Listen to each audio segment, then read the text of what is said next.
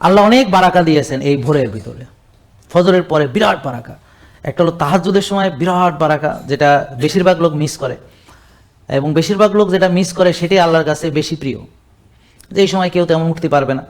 তো যারা ওঠে তাদেরকে আল্লাহ অনেক পছন্দ করে। ফেরেশতাদের বলে, এই তোমরা কি বলছিলা জানি, দেখো দেখো বেচারা ঘুম থেকে উঠা দেখো আমার সেজদা দিতেছে। তো এই জন্য তো মানুষকে সৃষ্টি করছে আল্লাহ, যে তার এভরি রাইট আছে ঘুমানোর, কিন্তু সে ঘুমন থেকে উঠা শুধু আল্লাহর ভয়ে, আল্লাহ স্মরণে। এই সামনে তো লোকজন দেখানোর জন্য না, কেউ দেখবে না তারে, কারণ সবাই ঘুমাইতেছে গভীরভাবে। শুধু আল্লাহর কাছে, আল্লাহর ভয়ে সে চোখের পানি ফেলতেছে, জায়নামাজ ভাসাইতেছে, সিজদা দিতেছে।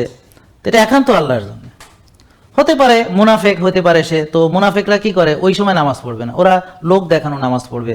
ওরা সবাই সামনে দিয়ে মসজিদে যাবে, হাক ডাক দিয়ে যাবে, যায় সবারই ডিঙ্গার সামনে বসবে, সামনের কাতার দখল করবে। নাকি এটা মনে হয় শোনেন নাই? আবার রাসূল সাল্লাল্লাহু আলাইহি ওয়াসাল্লাম দাঁড়াইলে কবে যে আমাদের মাঝে আছেন খাতামুন নবীন, মানে এইভাবে মানে ঘোষণা দিবে, এটা হলো মুনাফিকের সর্দার। বুঝেন নাই কথা?